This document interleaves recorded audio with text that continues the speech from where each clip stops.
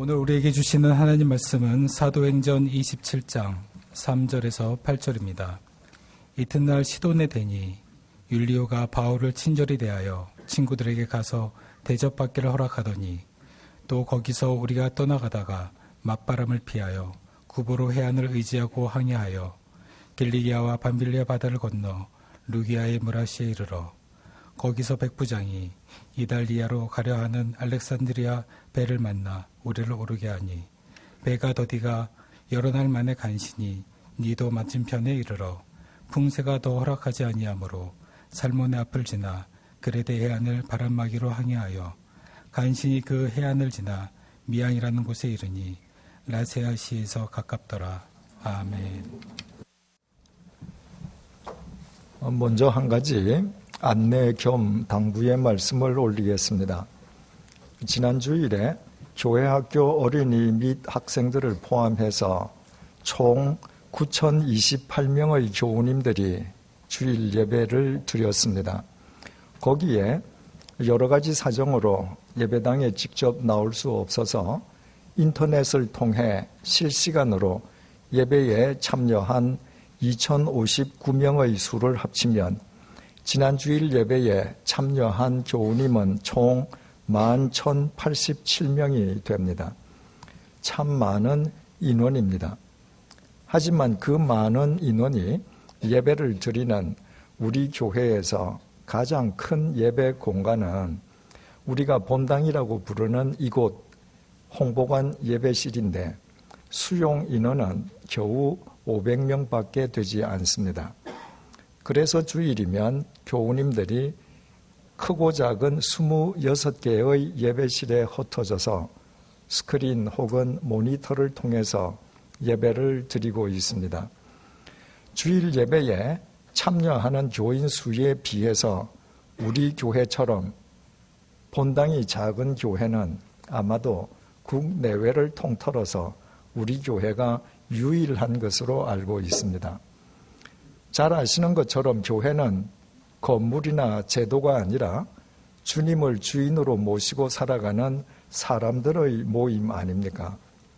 우리 교회가 겨우 500명밖에 수용할 수 없는 작은 본당을 가지고서도 매 주일마다 수많은 교우님들이 함께 예배드리고 한국 개신교의 양대 성지인 양화진 외국인 선교사 묘원과 용인 순교자 기념관을 관리하면서 헌금의 50%로 전 세계에 흩어져 있는 많은 기관들과 사람들에게 주님의 사랑을 아낌없이 흘러갈 수 있게 할 수 있다는 것은 주님께서 우리 교회에 베풀어 주신 특별한 은총임이 분명합니다.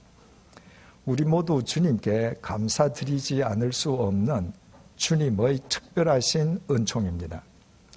단지 아쉬운 점이 있다면 우리 교회의 본당이 작고 많은 예배 처소가 이곳저곳에 흩어져 있다 보니 누가 우리 교인인지 서로 알 수 없고 알 길도 없다는 것입니다.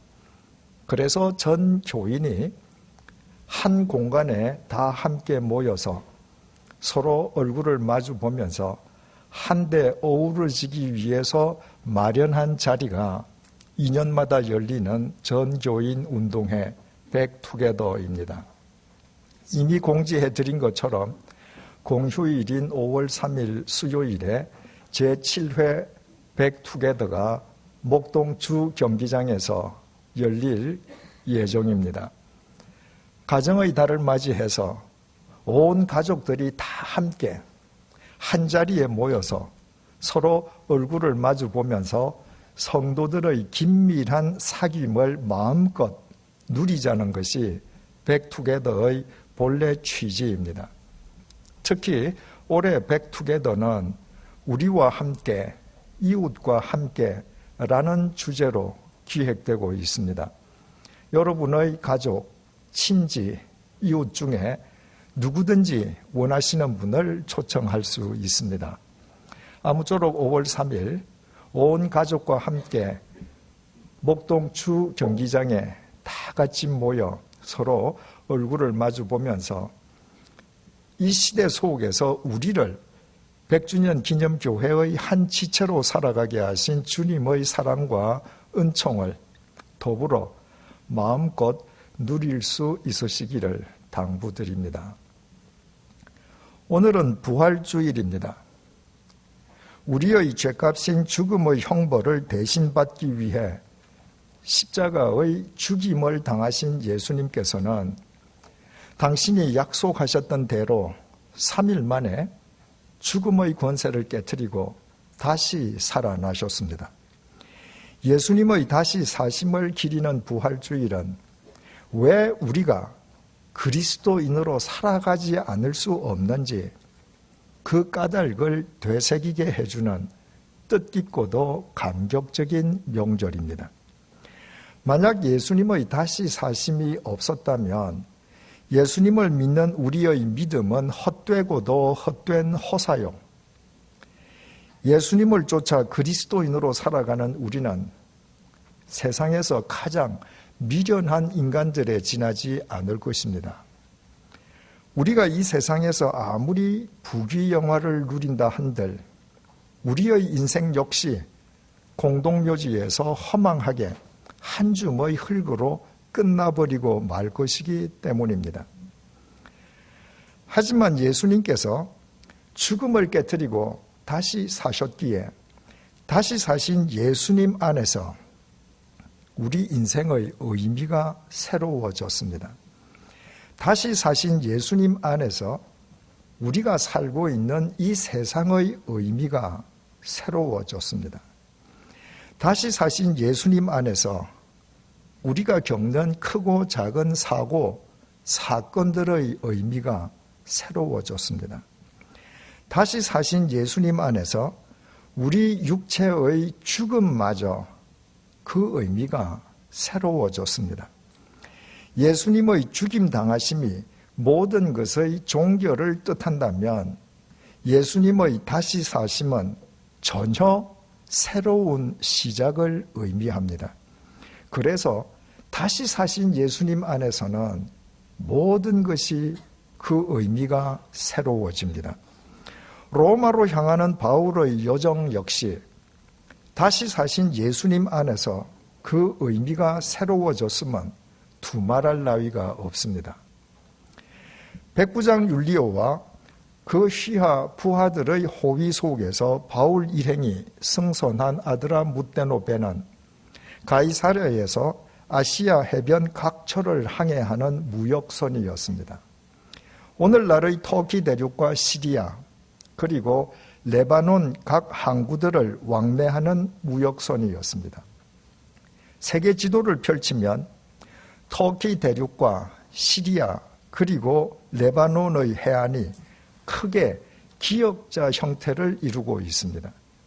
터키 대륙 남쪽 해안이 서쪽에서 동쪽으로 계속 이어지다가 아다나 부근에서 아래쪽인 남쪽으로 꺾어져서 시리아, 레바논, 이스라엘 해안과 연결되는 것입니다.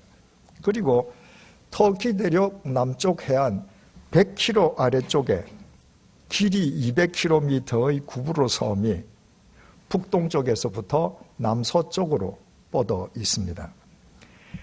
가이사랴에서 바울 일행이 승선한 아드라무떼노베는 레바논의 시돈에 기항하였다가 다시 통상적인 항로를 따라서 북상하기 시작했습니다. 아드라무떼노베의 목적지는 바울 일행이 이탈리아 반도로 가는 배를 갈아탈 수 있는 루기아의 무라였습니다. 루기아의 무라는 터키 대륙 남서쪽 끝자락에 자리 잡고 있습니다.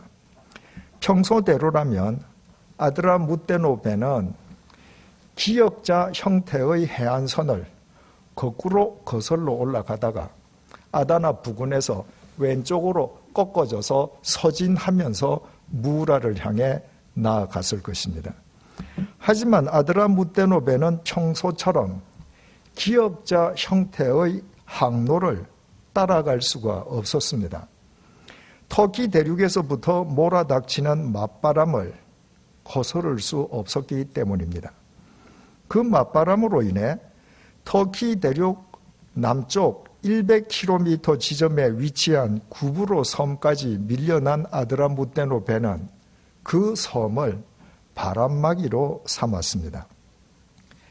그리고 200km에 달하는 구브로 섬의 해안을 의지하고 항해하다가 아드라무테노 배의 최종 목적지인 루기아의 무라를 향해 올라갔습니다. 여기까지는 지난 시간에 살펴본 내용입니다. 그리고 거센 맞바람 때문에 로마로 향하는 바울이 아드라무테노 배 위에서 바라보지 않을 수 없었던 구브로 섬의 의미에 대해서도 지난 시간에 상세하게 생각해 보았습니다. 이 시간에 우리가 주목하고자 하는 것은 본문 5절의 증언 내용입니다. 4절에서 5절을 보시겠습니다. 또 거기서 우리가 떠나가다가 맞바람을 피하여 구브로 해안을 의지하고 항해하여 길리기아와 밤빌리아 바다를 건너 루기아의 무라시에 이르러 바울 일행이 승선한 아드라무테노 배가 거센 맞바람 때문에 구브로 섬 해안을 의지하고 항해하다가 루기아의 무라 섬에 도착했다고만 기록해도 문맥상 아무런 문제가 없습니다. 그런데 본문 5절은 바울이 탄 배가 길리기아와 밤빌리아 바다를 건넜다는 사실을 특별히 강조하고 있습니다. 바울은 세 차례에 걸친 전도 여행 중에 여러 차례나 배를 탔었습니다. 1차 전도 여행의 첫 번째 전도지였던 구브로 섬에도 선박을 이용하여 갔고 구브로 섬에서 그 다음 전도지인 버가에도 배를 타고 갔습니다. 1차 전도 여행을 마친 뒤에도 선박을 이용해서 수리아의 안티옥으로 귀환했습니다. 2차 전도 여행 중에는 배를 타고 유럽 대륙까지 진출했고 유럽 대륙에서도 역시 배를 타고 수리아의 안티옥으로 되돌아갔습니다. 마지막 3차 전도 여행 중에도 바울은 여러 구간에 걸쳐 여러 차례나 배를 탔습니다.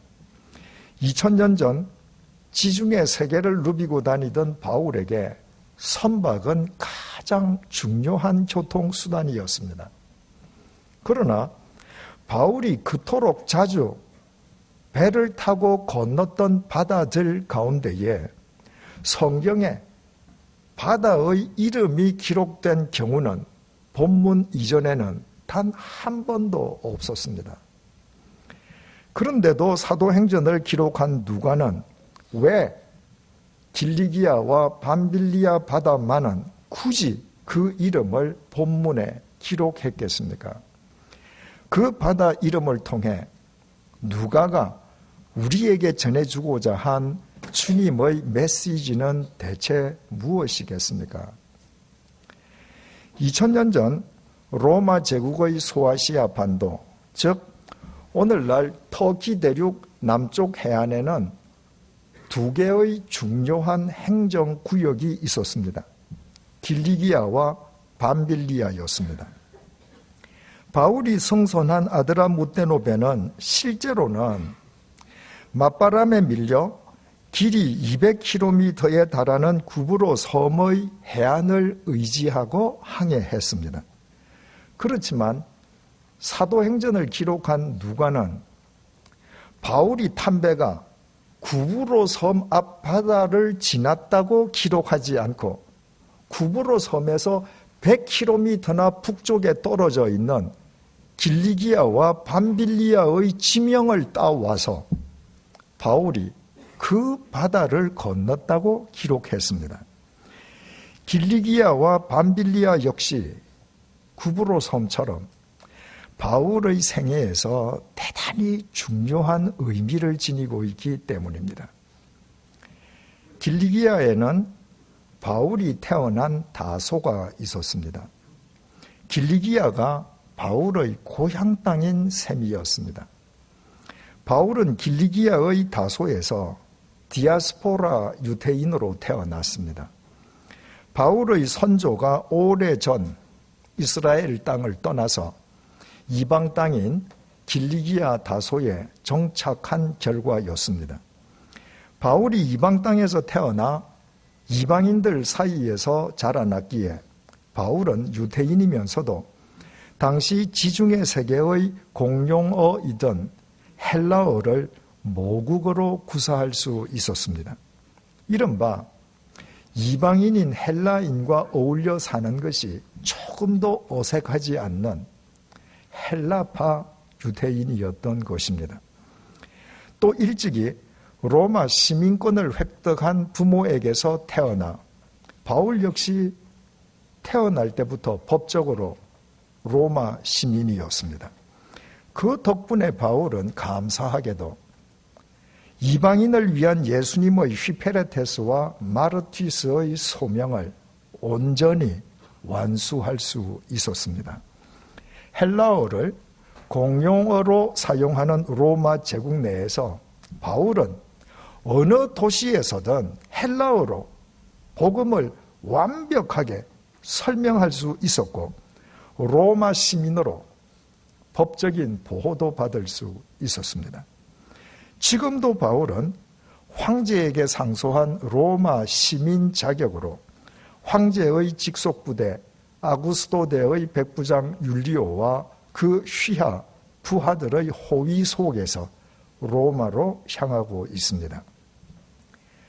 바울이 승선한 아드라무테노페는 거센 맞바람 때문에 구브로 섬으로 밀려나서 그 섬의 해안을 따라 항해하고 있습니다. 그 해안에서 북쪽으로 100km 위치에는 바울의 고향 땅인 길리기아가 있습니다. 인생 말년에 접어든 바울이 고향 땅을 생각하면서 자신의 지난 인생을 되돌아보았을 때 그가 길리기아의 다소에서 헬라파 유대인으로 로마 시민으로 태어난 것은 주님의 신비로운 섭리였습니다.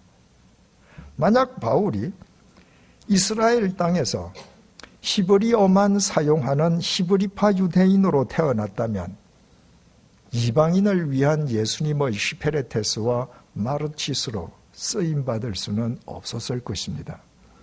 주님께서는 바울이 태어나기도 전에 그 바울을 당신의 도구로 삼으시기 위해 신비스럽게 섭리하신 분이셨던 것입니다. 그 사실을 새삼스럽게 확인한 바울이 주님을 위해 자신의 마지막 남은 생을 아낌없이 던지리라 새롭게 결단하지 않았겠습니까? 바울은 그냥 바다를 항해한 것이 아니었습니다. 그 바다는 바울을 위한 주님의 신비로운 섭리를 비춰주는 은혜의 화면이었습니다. 그래서 누가는 바울이 태어난 고향 땅의 이름을 사용해서 바울이 길리기아의 바다를 건넜다고 본문에 기록했습니다. 길리기아 서쪽에는 밤빌리아가 자리 잡고 있습니다. 밤빌리아는 바울의 두 번째 전도지인 버가가 속해 있는 지역입니다. 바울이 1차 전도 여행의 첫 번째 전도지로 삼았던 구브로 섬, 그 다음으로 찾아간 곳이 바로 밤빌리아의 버가였습니다. 버가가 중요한 것은 그곳에서 일어났던 일로 인해 그 이후에 바울의 전도 대상 범위가 상상을 초월할 정도로 확장되었기 때문입니다. 2000년 전 도보로 여행하는 사람들에게는 길에서 끼니를 때우거나 노숙하는 일이 다반사였습니다. 그런 의미에서 1차 전도 여행에 나선 바울과 바나바에게 수행원으로 동행한 청년 마가는 꼭 필요한 조력자였습니다. 하지만 부잣집 외아들이었던 마가는 첫 번째 전도지인 구브로 섬을 관통하면서 힘이 들었던지 두 번째 전도지인 버가에 도착하자마자 그냥 집으로 돌아가 버리고 말았습니다. 바울과 바나바는 조력자의 도움도 없이 1차 전도 여행의 남은 여정을 끝마쳐야만 했습니다. 얼마 지나서 바울과 바나바는 다시 2차 전도 여행을 시작하기로 했습니다. 1차 전도 여행 때 방문했던 곳들을 재방문하기로 한 곳입니다. 하지만 청년 마가 때문에 바울과 바나바는 서로 결별의 길을 걷고 맙니다. 바나바가 자신의 사촌 동생인 마가를 2차 전도 여행에도 대동하려 한 반면에 바울은 1차 전도 여행에서 무책임하게 무단 이탈한 마가를 다시 대동할 수는 없다고 서로 의견이 엇갈렸기 때문입니다. 만약 그때 바울이 바나바와 결별하지 않았더라면 1차 전도 여행의 방문지를 재방문하려 했던 그들의 2차 전도 여행도 오늘날 터키 대륙의 중남부에 국한되었을 것이고 그 이후에도 바울의 전도 여행은 터키 대륙을 벗어나지는 못했을 것입니다. 그러나 바나바와 결별한 바울이 실라를 조력자 삼아서 1차 전도 여행과는 정반대의 방향을 선택했다가 상상하지도 못했던 유럽 대륙까지 진출하게 되었고 그 연장선상에서 지금은 마침내 제국의 심장 로마로 향하고 있기까지 합니다.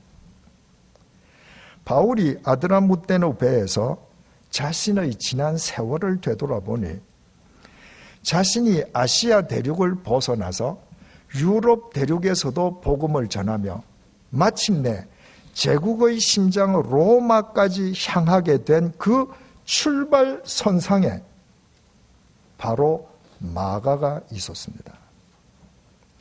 그동안 바울은 밤빌리아의 버가에서 아무 이유 없이 집으로 되돌아가 버린 마가를 다시는 동력할 수 없는 무책임한 청년으로 치부해 왔습니다. 그러나 아드라무테노 배가 항해하고 있는 구브로 섬 해안의 북쪽 100km 지점에 위치해 있는 밤빌리아를 올려다보면서 바울의 생각이 바뀌었습니다. 주님께서 청년 마가로 하여금 밤빌리아의 버가에서 중도 하차하게 하신 것은 아시아 대륙의 자신을 유럽 대륙으로 나아가 제국의 심장 로마로 부르시기 위한 주님의 신비로운 섭리였다는 사실을 비로소 바울이 깨달은 것이었습니다. 그 깨달음을 안겨준 바다도 단순한 바다가 아니었습니다. 그 바다 역시 신비로운 주님의 섭리의 손길을 비춰주는 은혜의 화면이었습니다. 그래서 누가는 바울이 밤빌리아 바다도 건넜다고 본문에 기록했습니다. 밤빌리아 바다에서 마가를 통한 주님의 신비로운 섭리를 깨달은 바울은 로마에 도착한 뒤에 디모데후서 4장 11절에 의하면 마가를 불러서 자기 곁에 두었습니다. 뒤늦게나마 마가와의 관계를 회복한 것입니다. 마가는 바울이 로마에서 참수형을 당해 죽을 때까지 바울 곁을 지켰습니다.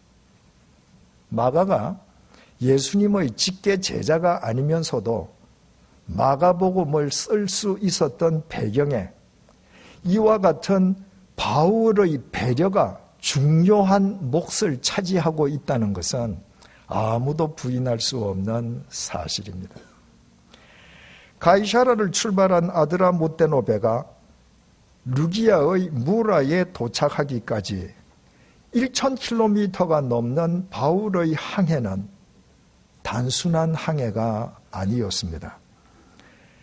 북쪽에서부터 맞바람을 일으키신 주님의 섭리 속에서 바울이 그의 원점인 구브로 섬을 거치고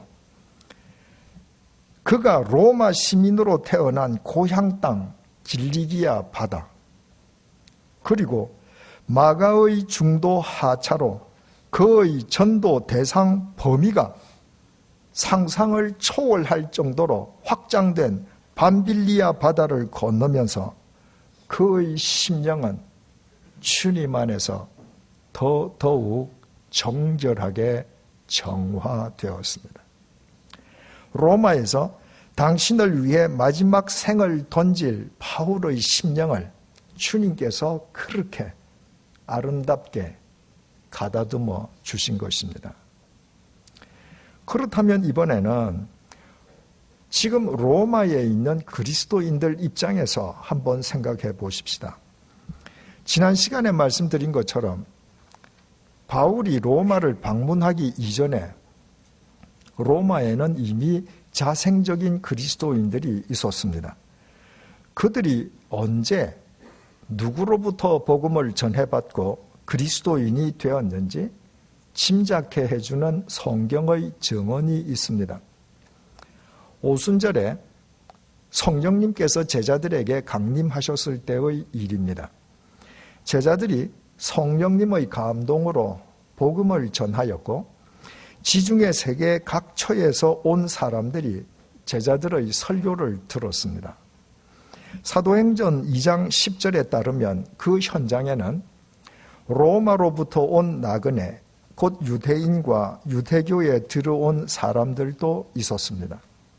오순절을 맞아 로마에서 예루살렘을 방문한 유대인들과 유대교에 입교한 이방인들이었습니다. 그 로마인들이 로마로 돌아가서 함께 모여 예배 드리기 시작함으로써 자생적인 로마 교회가 태동된 것입니다.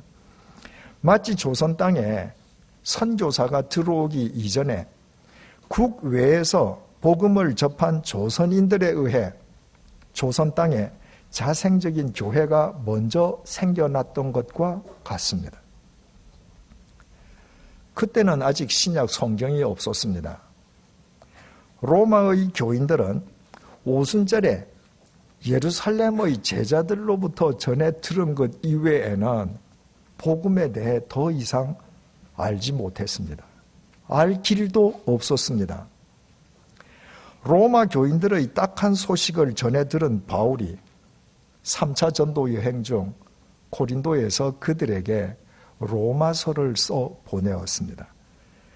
구원과 복음이 무엇인지, 예수님은 누구시며 왜 예수님만 구원자가 되시는지를 밝혀주는 복음의 진수였습니다.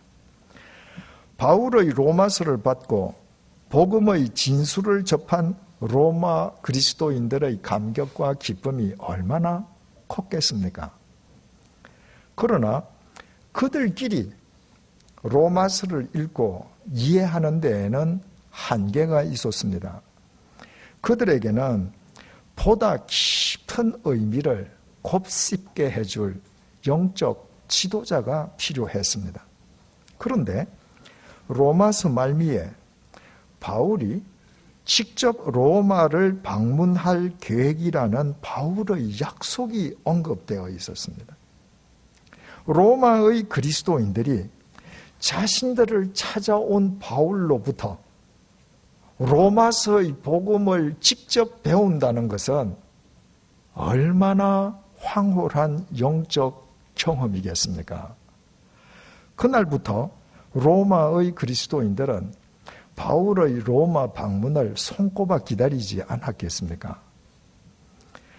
그러나 아무리 기다려도 로마를 방문하겠다던 바울은 깜깜무소식이었습니다. 날이 갈수록 네로 황제의 폭정은 도가 더 심해지고 로마인들의 부정과 불의는 더욱 기승을 부립니다. 그런 상황 속에서 영적 지도자도 없이 주님의 제자로 살아가려는 로마의 그리스도인들은 마치 외딴 섬에 유리된 것과 같은 소외감을 느끼지 않았겠습니까?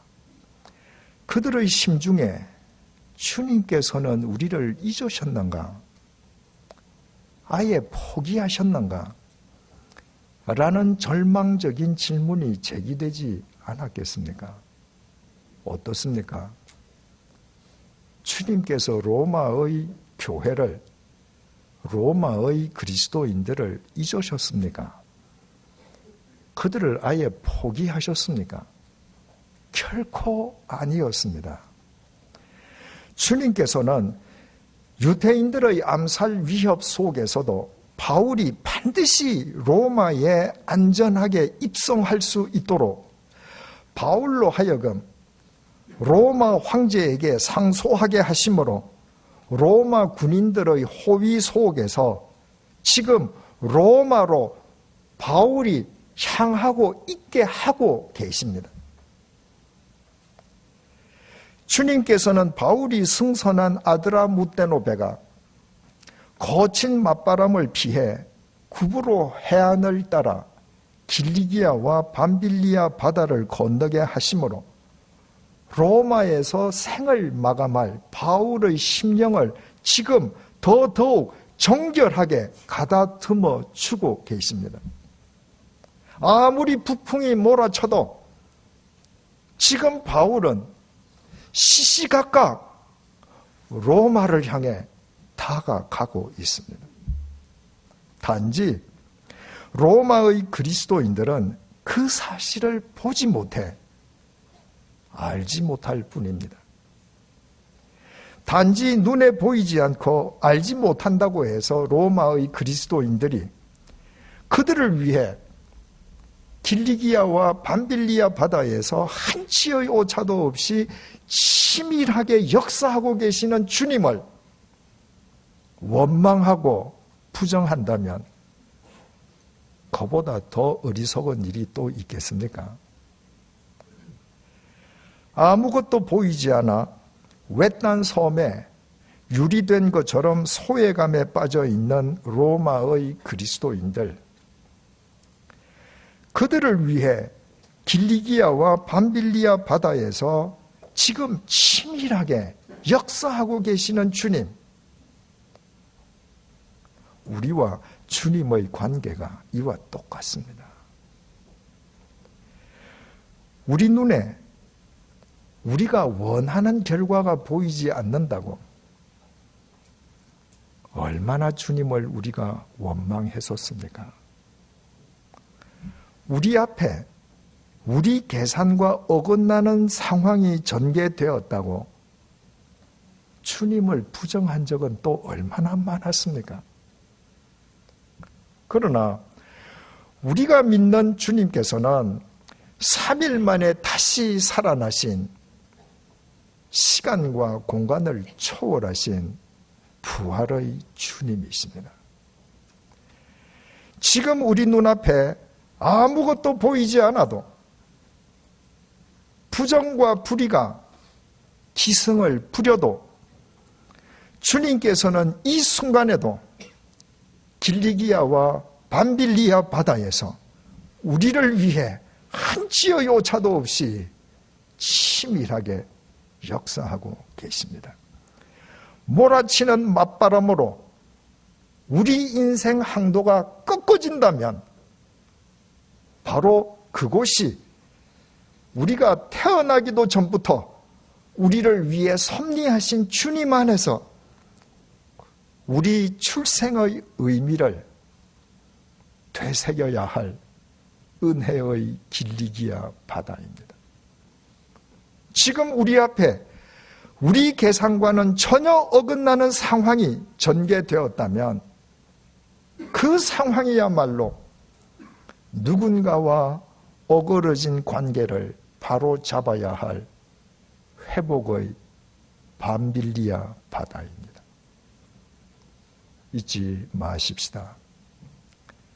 3일 만에 다시 살아나신 주님 안에서는 우리 출생의 의미가 새로워집니다. 3일 만에 다시 살아나신 주님 안에서 인간 관계의 의미가 새로워집니다.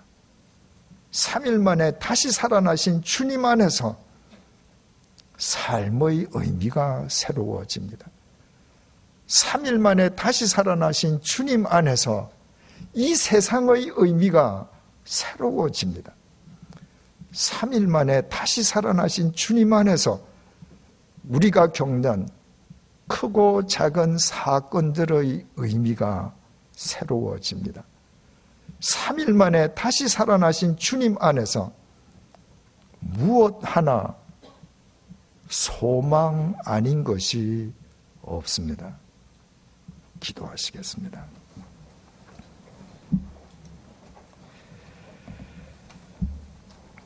내 눈에 보이지 않는다고 수도 없이 주님을 원망했습니다. 나의 계산과 어긋나는 상황이 전개되었다고 그렇게도 주님을 부정했습니다. 그러나 죽음의 권세를 깨트리고 3일 만에 다시 살아나셔서 시간과 공간을 초월하시는 부활의 주님께서 오늘도 변함없이 나의 주님 되어주심을 감사합니다. 아무것도 보이지 않고 알 수 없어도 3일 만에 다시 살아나신 주님께서 길리기아와 밤빌리아 바다에서 지금도 나를 위해 한치의 오차도 없이 역사하고 계심을 잊지 말게 해 주십시오. 3일 만에 다시 살아나신 주님 안에서 우리 출생의 의미가 새로워지게 해 주십시오. 3일 만에 다시 살아나신 주님 안에서 인간 관계의 의미가 새로워지게 해 주십시오. 3일 만에 다시 살아나신 주님 안에서 삶의 의미가 새로워지게 해 주십시오. 3일 만에 다시 살아나신 주님 안에서 3년 전 수많은 생명을 무고하게 앗아간 세월호 참극의 의미가 새로워지게 해 주십시오. 3일 만에 다시 살아나신 주님 안에서 극한 대립 속에 있는 남북 관계의 의미가 새로워지게 해 주십시오. 3일 만에 다시 살아나신 주님 안에서 5월 9일 치러질 대통령 선거를 통해 대한민국의 의미가 새로워지게 해 주십시오. 죽음의 권세를 깨트리고 3일 만에 다시 살아나신 주님 안에서는 소망으로 귀결되지 않을 것이 없음을 날마다 곱씹으며 살아가게 해 주십시오. 예수님의 이름으로 기도드립니다. 아멘.